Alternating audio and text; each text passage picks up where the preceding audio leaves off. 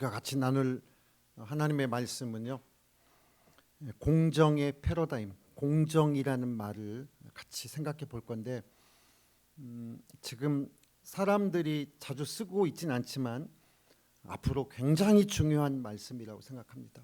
그래서 오늘 젊은 사람들 특히 마음속에 잘 가지고 오늘 앞으로 이런 마인드를 가지고 살지 않으면 안 될 것입니다.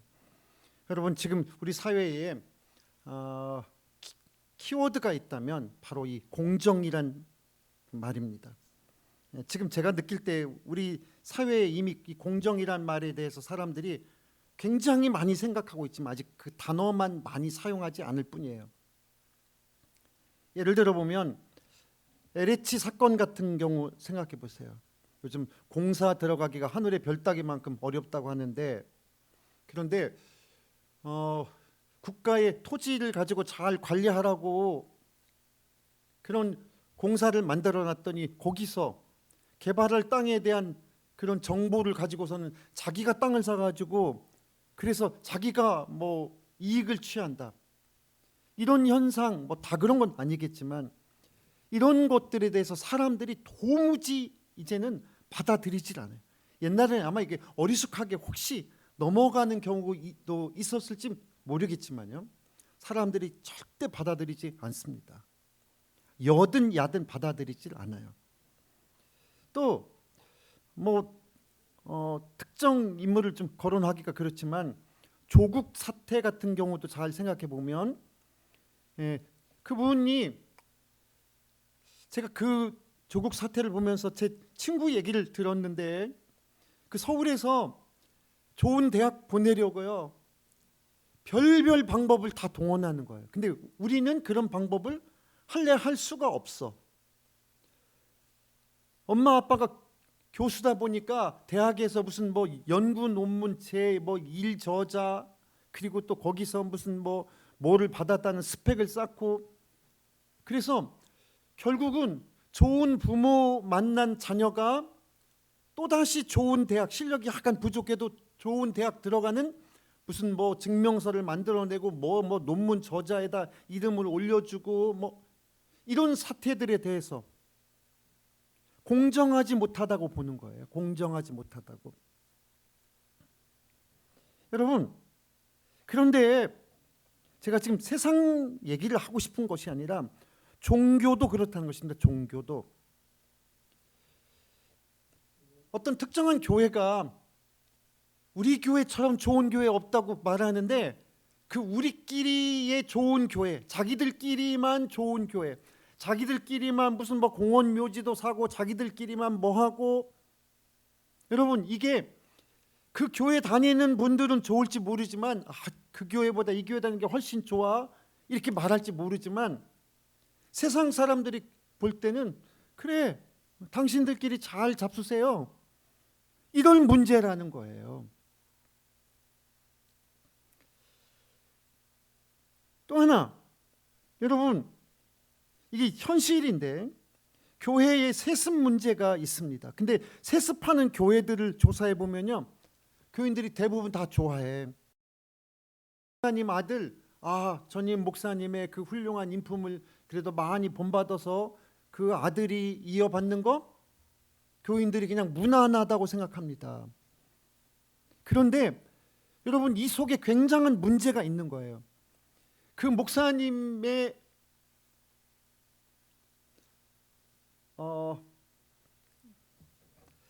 그 좋은 조건에서 이렇게 그냥 좋은 조건이 대물림되는 이런 현상이요, 어떤 그 유전학적으로 말하면 같은 집단끼리만 그냥 자기들끼리만 이렇게 지내다 보면 유전학적으로요, 동종교배라고 해서 이렇게 다양한 유전자가 섞이지 않으면요, 그 유전자는 금방 병들고 약한 존재가 된다는 거예요.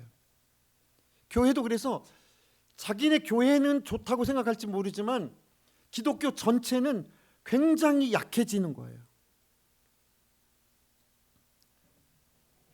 또 하나 이런 점도 우리가 잠깐 생각해 볼 수 있죠. 검찰총장 했던 윤석열 씨가 요즘 갑자기 뜨고 있는데 제가 생각할 때는 사람들이 왜 그 사람에 대해서 갑자기 막 인기가 올라갈까? 국민들에게 뭐를 준 것도 아니고 그런데 그 이유는 아마 이 공정이라는 것과 관련돼서 저 사람은 좀 공정하게 할까? 이런 기대 심리 때문에 그 사람을 생각하는 것이 아닐까. 제가 지금까지 말씀드린 것들, 공정이라는 것이 지금 사람들이 공정이란 단어만 안 썼을 뿐이지 굉장히 사람들이 공정하지 못한 것을 앞으로는 용납하지 않고 공정에 대한 기대 심리가 사람들 마음속에 굉장히 크다. 이것을 생각하면서 오늘 공정에 대해서 교회는 그럼 어떻게 해야 되는가? 교회도 자기들끼리만 잘 먹고 자기들끼리만 구원받는 거 세상이 볼 때는 아무것도 아니다라고 보는 거예요. 그래 당신들끼리 잘하세요. 이렇게 된다는 거예요. 오늘 우리가 그러려고 예수 믿는 것이 아니잖아요. 우리끼리만 잘 먹고 잘 살려고 예수 믿는 것이 아니잖아요. 공정이란 말은 어느 한쪽으로 치우침이 없고 공평하고 올바르게 어느 한쪽으로 치우치지 않고 모든 경우를 동일한 비율로 대하는 것, 이것을 일컬어서 공정이라고 말합니다. 그런데 우리가 이 공정이란 말 가운데서요, 지금 우리 자신들도 능력주의에 빠져 있어가지고 예를 들면 많이 벌어온 사람에게 많이 돈을 주고 또 그리고 같은 조건에서 똑같이 시험 봐가지고 자기 능력으로 출세했는데 왜 문제입니까? 그래서 지난번에 여러분 기억나시죠? LH 한 뭐 그 직원이 올린 글 가운데 그럼 당신들도 열심히 공부해서 LH 들어와 이 말했다가 여러분 사람들의 깊은 이 분노를 샀잖아요. 우리가 얼핏 생각해 보면 같은 조건에서 자기 능력으로 출세한 것 이것이 왜 문제인가 이렇게 생각할 수 있지만 그래서 그것이 똑같은 조건에서 능력이 내가 더 좋아서 이렇게 좋은 자리 차지했고 그래서 잘 살고 있다. 이것이 뭐가 문제입니까? 이렇게 생각할지 모르지만 그러나 여러분 잘 생각해 보면요. 그 사람이 그렇게 되는 데는요. 누군가의 도움이 있었어요. 좀 심하게 말하면 누군가가 꼴찌를 했기 때문에 누군가가 1등 할 수도 있었던 거예요. 또 그 사람은 좋은 유전자를 만난 것 아마 똑같은 조건에서 두 사람을 그 부모 밑에서 자라겠으면 이 아이가 그 사람이 난 아이보다 더 잘 됐을지도 모른다는 거예요. 그런데 자기는 좋은 부모 만나서 뭐 어려서부터 뭐 국영수 잘 공부하고 뭐 이렇게 잘 뭐 해서 좋은 대학 가고 좋은 자리 차지한 것 이것이 자기 능력이라고 이게 다 자기 능력이라고 착각하는 거예요. 사실은 자기보다 능력만 가지고 보면 더 뛰어날 수도 있는데 좋은 조건에서 태어나 가지고 자기는 그렇게 평탄한 길을 가고 이것이 공정하다고 본인은 생각할지 모르지만 큰 틀에서 보면 이게 공정하지 않은데 공정하다고 착각하는 것이라는 겁니다. 이런 세상이 될 때 여러분 생각해 보세요. 소위 말하는 빈익빈 부익부 현상이 계속되는 거예요. 그러니까 좋은 집안에서 태어난 사람만 그래서 좋은 대학 가고 또 좋은 직장 취직하고 그 자녀도 또 그러고 그래서 그러면 세상이 어떻게 되겠습니까? 있는 사람, 좋은 사람만 계속 부자 되고 없는 사람은 아등바등해도 그런 기회를 만들지도 못하고 부모가 좋은 대학에 갈 스펙 뭐 이런 것 해주지도 못하고 돈이 많아서 좋은 과외 선생님 만나서 공부도 못하고 그러니까 이 빈익빈 부익부가 가난한 사람은 점점 가난하게 되고 능력도 자꾸 떨어지게 되고 부자는 계속 좋은 정보 가지고 더 잘 되게 되고 이런 현상. 여러분 이것이 똑같이 시험 봐서 우리 아들 들어갔는데 뭐가 잘못입니까? 이렇게 생각할지 모르지만 이것이 공정하지 못하다는 것입니다. 그래서 사람은 잘 생각해 보면은요, 늘 겸손하고 상대방을 배려할 줄 알아야 되고, 떨어진 사람에 대해서도 배려할 줄 알아야 되고, 실패한 사람에 대해서도 배려할 줄 아는 마음이 있어야 됩니다. 여러분, 운칠기삼이라는 말이 있습니다. 많이 들어보셨을 거예요. 어떤 일을 하는데 잘 생각해 보면 그 사람의 사실은 능력은 사실은 3이라고 한다면 그 사람이 그렇게 잘 되는 데는 이 운이 7을 차지한다는 거예요. 운이 7을 차지한다는 거예요.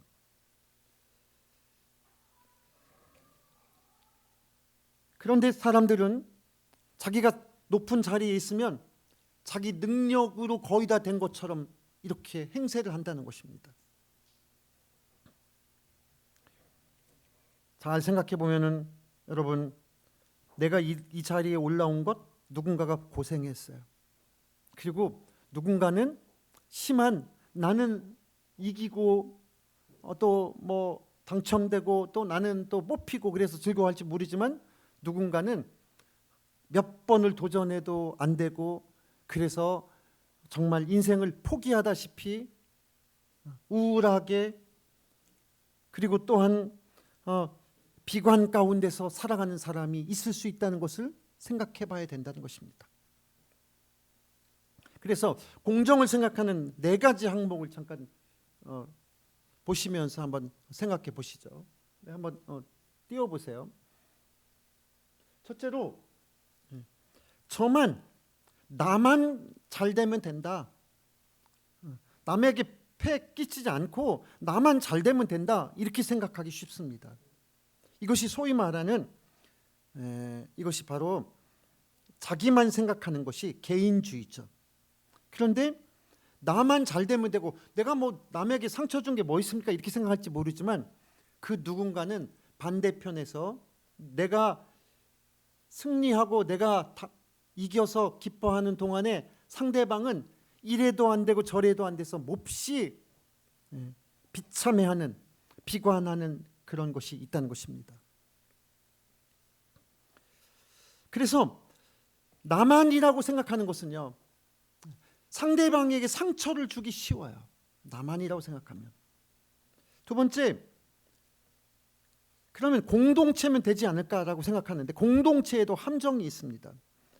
저들끼리만, 또한 우리끼리만이라는 것이 있습니다. 그런데 이 우리끼리만은 나만 이익을 받는 게 아니라 여기 우리라는 사람이 같이 이익을 받으니까 이게 무슨 공동체라고 생각하기 쉬운데, 그런데 여러분, 이게 우리끼리만 잘하는 것이지 우리끼리를 벗어난 다른 사람들이 볼 때는 저 사람들만, 이게 소위 말하는요 집단 이기주의예요. 집단 이기주의.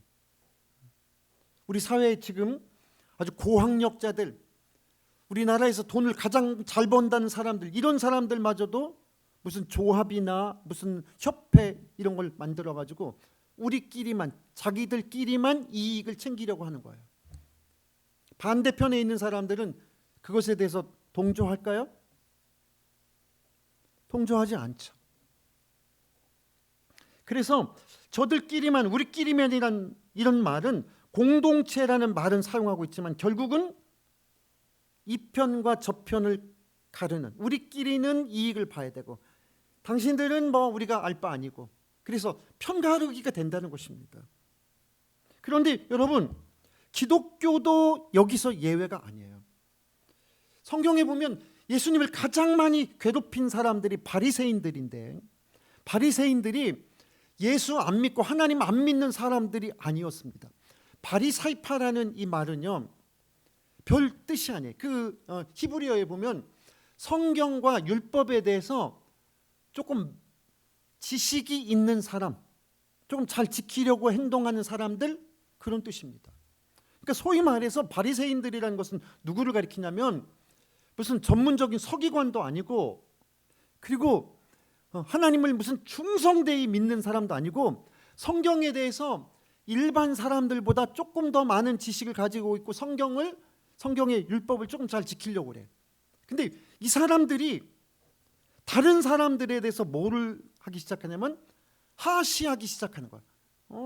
예수, 당신 가난한 사람들하고 무슨 창기하고 같이 식사를 해? 이방인하고 같이 교제를 해? 이러면서 당신 하나님 모욕하고 있네? 그러니까 성경 조금 안다고, 율법 조금 잘 지킨다고 다른 사람을 무시하는 거예요. 그래서 바리새인이라는 이게 한 사람이 아니라 이런 성경을 조금 꽤나 안다고 하고 지킨다고 하는 이 사람들이 예수님에 대해서 핍박하고 비난하고 박해한 것이 바로 이런 집단이란 것입니다. 교회도 마찬가지일 수 있어요. 교회도 우리끼리는 서로 사랑하고 우리끼리는 서로 정답게 지내고 우리끼리는 구원받고 이러지만 세상이 볼 때, 그러면 세상에서 굶주리고 세상에서 좌절한 사람들에 대해서 당신들은 무슨 역할을 하고 있냐? 당신들끼리 잘 먹고 하려고 하고 있냐? 이러면 전도가 되겠습니까, 여러분? 근데 기독교도 세상 사람들이 볼 때 당신들이나 알아서 구원을 받든지 말든지 지금 이런 지경으로 가고 있다는 거예요. 세 번째, 공정에 대해서 그래서 남까지, 나만 이익을 보는 게 아니라 남까지 이익을 볼 수 있도록. 여러분, 내 곁에 있는 사람도 소중한 거예요. 그래서 우리는 지금까지 정말 이런 각도로 봤어요. 생각해 보면 우리가 깊이 반성해야 되는데, 사람을 어떤 대상으로만 보냐면 저 사람 전도해야지, 그래서 전도하려고 하는 사람에게만 잘해줘, 전도하려고 하는 사람에게만 친절해. 그런데 여러분, 그렇게 어떤 대상으로 삼고 친절하고 대상으로 삼고 잘해주는 거는, 그거는 사실은 내가 친절하고 내가 이 어떤 사랑을 베푸는 게 아니라 그 속에 뭐가 있는 거예요? 내 목적을 취하기 위해서, 우리 교회 한 명 더 만들기 위해서 이런 눈으로 봐서는 앞으로는 안 된다는 거예요. 세상 사람들이 지금 교회에 대해서 그런 인식을 가지고 있다는 거예요. 이게 심각한 문제라는 거예요. 여러분, 우리는 정말 전도하려고 마음은 깊이 먹어야 되지만 전도하려는 대상도 사랑하고, 나를 거부하는 사람에 대해서도 사랑하고. 그래서 오늘 본문에 있는 말씀, 제가 그 말씀 다시 생각했는데, 하나님이 세상을 이처럼 사랑하사, 거기 잘 보세요. 하나님이 지금 뭘 사랑한대요? 하나님이 전도할 대상을 이처럼 사랑하사, 하나님이 교인들을 이처럼 사랑하사, 이렇게 말씀하시지 않았어요. 하나님이 세상을 이처럼 사랑하사, 세상에 죄 짓는 사람, 세상에 교회 오기를 꺼려하는 사람, 그 모든 사람들도 하나님이 사랑하사, 이처럼 사랑하사 자기 아들까지 내어 주셨다는 것입니다. 오늘 여러분, 우리가 정말로 내 말을 잘 듣고 내가 전도할 대상에게만 친절한 것이 아니라 나하고 관련되지 않은 사람에 대해서도, 그 사람도 나하고 생각해 보면 깊은 관련이 있는 거예요. 그래서 앞으로의 세상은 네 번째, 모두 고루고루 두루, 이게 이론이 아니라 정말 이런 마인드를 가지고 살지 않으면 안 된다는 거예요. 그래, 나만 이익 보는 게 아니라 두루두루 잘 되고 모두가 잘 되고, 이런 생각을 갖지 않으면 앞으로 통용되지 않는다는 것입니다. 우리 아들만 좋은 대학 보내서 다른 애가 떨어지더라도 우리 아들이 좋은 대학 가려고 스펙에 0.1점을 더 받기 위해서, 0.5점을 더 받기 위해서 하는 이런 행동을 앞으로 세상이 용납하지 않을 거라는 거예요. 그래서 여러분, 우리가요, 어떤 일을 계획할 때 이제는 나만 잘 되는 게 아니라 남도 잘 되고 남까지 두루 혜택을 볼 수 있는 이런 생각을 가지고 살아야 된다는 거예요. 특히 교회도 교인들끼리만 사랑하는 것이 문제가 아니라는 거예요. 교인들끼리만 돌보고 교인들끼리만 잘하고 이게 문제가 아니라 정말 남들까지도, 교인이 아닌 남까지도, 전도 대상이 아닐지라도 사랑하고 돌보고 이런 마음을 갖지 않으면 교회가 금방 한계에 부딪힌다는 거예요. 하나님이 그걸 원하는 것이 아니라는 거예요. 오늘 본문에 있는 말씀, 그래서 하나님이 세상을 이처럼 사랑하사, 누구를 사랑했다고요? 세상을 사랑했다는 거예요. 교인들만 사랑했다고 말씀하시지 않았어요. 세상을 이처럼 자기 아들을, 아무 관련도 없는 그 사람들의 죄를 용서해 주시기 위해서 자기 아들을 죽기까지 내어 놓으셨다는 것입니다. 아모스서 5장 24절에 있는 말씀, 오직 정의를 물같이 공의를 마르지 않는 강같이 계속해서 흐르게 할지니라. 이 공정함이 그냥 한 번만 공정해서 되지 않는다는 거예요. 계속해서 공정이 마르지 않는 강물처럼 흘러가도록 너는 그렇게 모두에게 이익이 돌아갈 수 있는 그런 정책, 그런 계획, 그런 행동을 하라는 것입니다. 제가 구체적으로 그래서 교회에 대해서 말씀드리잖아요. 전도 대상자에게만 친절한 것? 그건 친절이 아닌 거예요. 사실은 자기 이기주의의 속셈이 도사리고 있는 거예요. 잘 생각해 보면.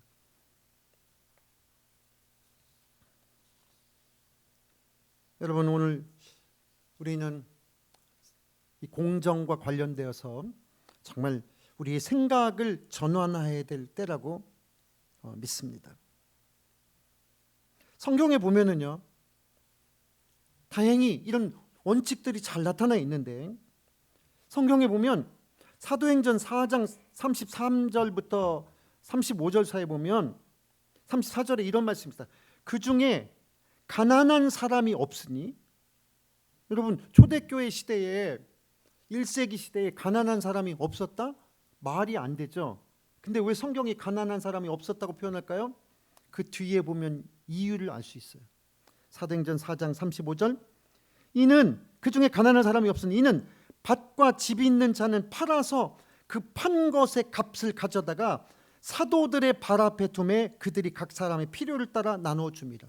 여러분, 이 장면을 생각해 보면 이게 무슨 얘기냐면, 그 초대교회에 가난한 사람들이 없었대.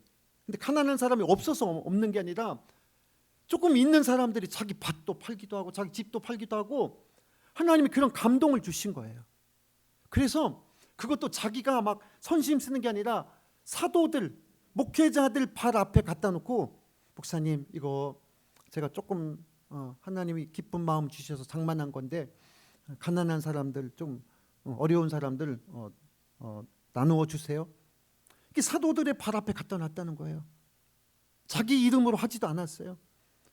주님의 이름으로 이렇게 했다는 거예요. 그래서 사람들이 부유하나 가난하나 서로 돌보고 나누고 배려하고, 이래서 가난한 사람이 없었다라고 성경이 지금 이렇게 기록하고 있는 것입니다.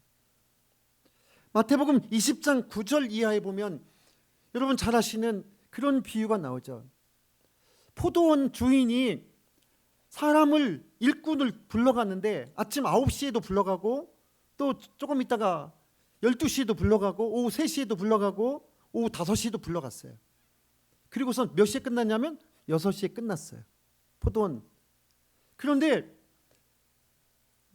누구부터 돈을 주기 시작했냐면, 품삯을 주기 시작했냐면 똑같은 액수를 가지고 5시에 온 사람에게도 1달란트, 예를 들면 노동자 하루 일당 10만 원이라고 해봐요. 10만 원을 딱 줬어요.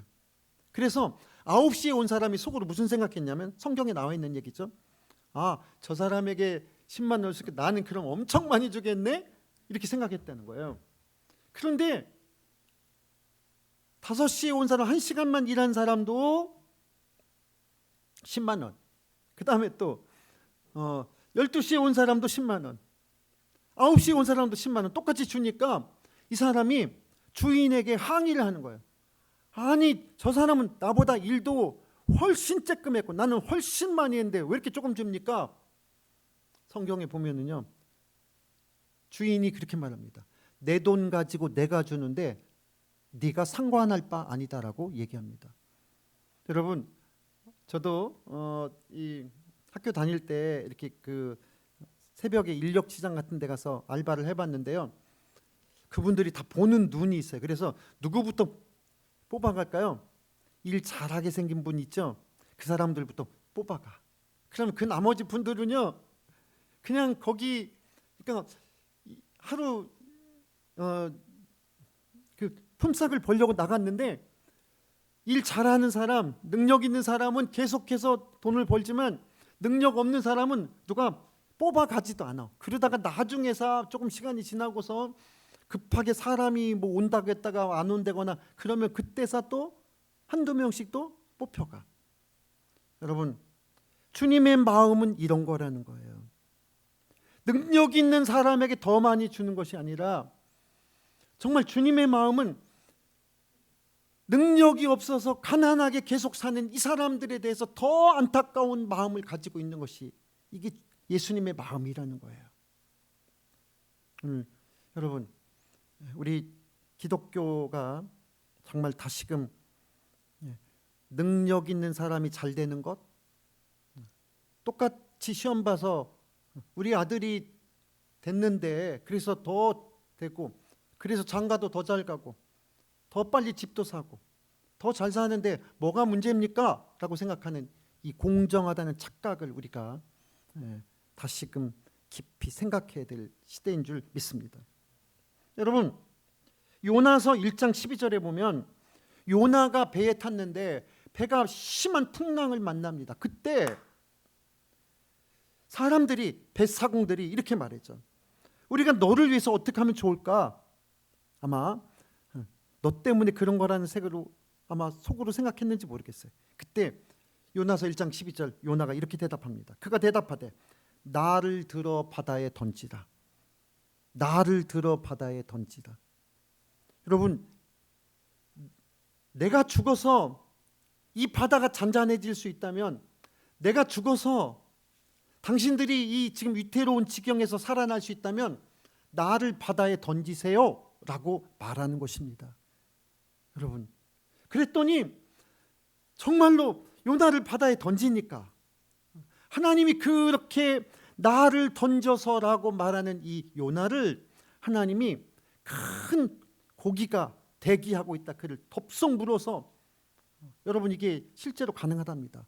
큰 고래나 이런 경우에 이게 사람이 식도로 들어가면 생존이 어렵겠지만 호흡기로 잘못 빨려 들어가잖아요. 그럼 거기서 산소를 먹고 살 수가 있답니다. 정말로. 나를 들어서 바다에 던져라. 그래서 당신들이 편안해질 수 있다면 나를 들어 바다에 던지세요.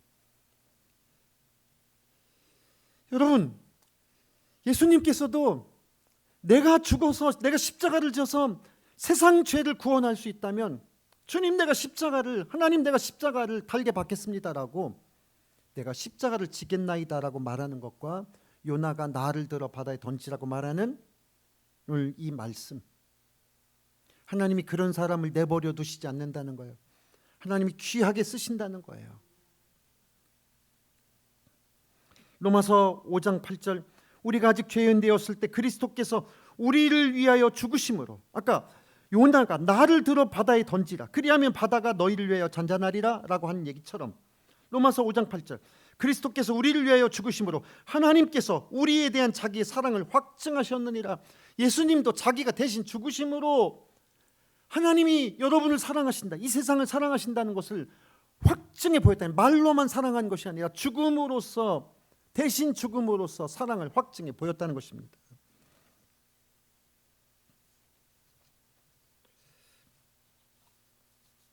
오늘 아침에 우리가 공정에 대해서 좀 무거운 주제 같지만 앞으로 지금 일련의 사태에서 보듯이 정말 LH 사건 공부 잘해서 더 열심히 노력해서 좋은 자리 들어갔고 그리고서는 좋은 정보 가지고 했는데 뭐 이렇게 잘못이냐 얼핏 이렇게 생각할 수 있지만